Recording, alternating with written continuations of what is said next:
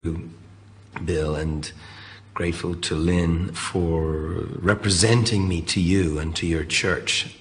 The real spiritual activity that began in you in an accelerated way came through your involvement in a kind of youth group that you and a couple of the other members of the band got involved in, and you started studying the scriptures, and you really got into it quite a bit in those days. I never had any problems with Christ, but Christians were always a bit of a problem for me, and I used to avoid them if I could. I found them always to be completely disinterested culturally, politically. I found it very hard to relax with them. They seemed strange to me. I'm sure I was strange to them. And yet, through all of this, I met in school, I met some people who knew the scriptures. It was quite a moment there when people got very interested in the early church and the possibilities of imitating the early church. But Christians can be very judgmental, and particularly the way people look, the way they carry on. They tend to judge people by surface problems, sexual immorality. These things are the preoccupation historically of the church, whereas, corporate greed or things like that will be never mentioned. I'm pretty sure that, the universe operates by the laws of karma, essentially, and all physical laws do. And, what you put out comes back against you, Then enters the story of grace, which really is the story of Christ, and which turned this view of the universe upside down. And it's completely counterintuitive. Very, very hard for human beings to grasp grace. We can actually grasp atonement, revenge, fairness, all of this we can grasp, but we don't grasp grace very well. I'm much more interested in grace because I'm really depending on it. So, desperately needing it. If I'm living by karma, I'm in big trouble. Waiting patiently for the Lord, incline and heard my cry. Lift me up out of the pit, out of the miry clay.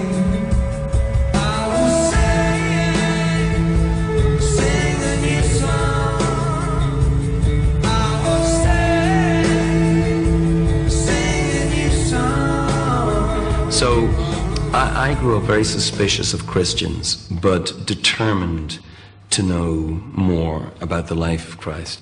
At some point you decided, I think God is heading me toward a career in rock music, but you didn't want to cut off the faith stream that was important to you. Did you just live in the tension? How did you resolve that? You're probably right. Lived in the tension. I always thought smack in the middle of a contradiction was a good place to be. There is, duality is the mark of a lot of great art. And it's one of the things missing from a lot of, for instance, Christian art, because there's no tension. You have this great tradition of worship and music worship, which is, awe-inspiring in the Christian churches. But music that expresses a personal journey and an attempt to wrestle truth to the ground, we don't see much of that come out of Christianity. There's a fear of duality. So one half, you have this part of us which is going, I want to put this music, I want this music to do something positive in a very negative world. But on the other hand, you want to be honest and own up to your earthly desires and your confusions that everybody has.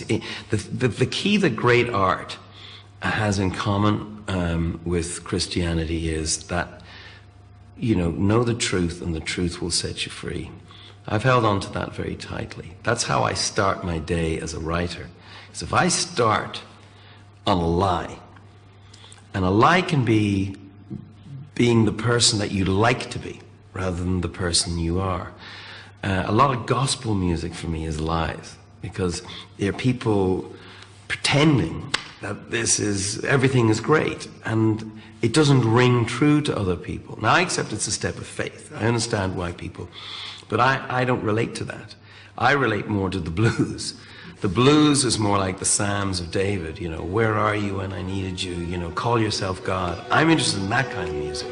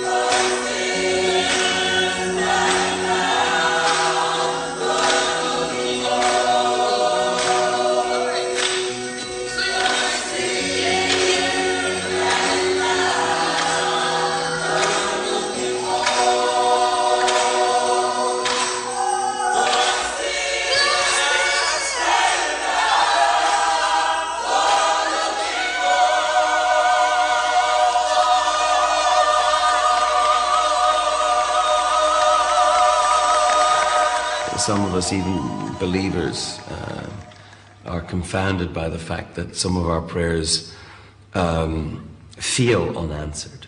I now, as I've grown older, realize that no prayers are unanswered. It's just sometimes the answer is no.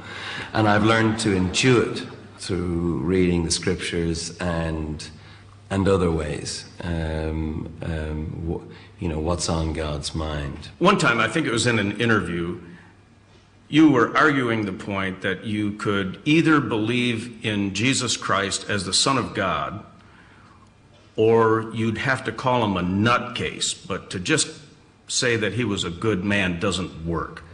Yeah, no, Jesus was either, you know, Charles Manson, an absolute nutcase, or, in my opinion, who he said he was. And we are faced with a very difficult choice, therefore, because this man went to the cross, you know, saying he was what had been prophesied about, and that he was God made flesh, and that, you know, that God so loved the world that he tried to explain himself to the world by becoming like us. And I'm so fascinated by the idea of the child born in, you know, straw poverty. For me, there's a poetic power to that. It is a remarkable story, the Christmas story, and it never fails to amaze me.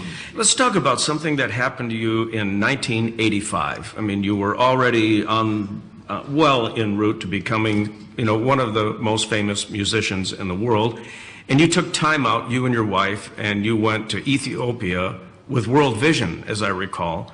Why did you go to Africa? What was your motivation? What happened to you when you were there? Well, I was a part of the Live Aid. The first Live Aid was in 1985, and so Live Aid was organized to try and raise money to pay for food for people in Ethiopia and relief.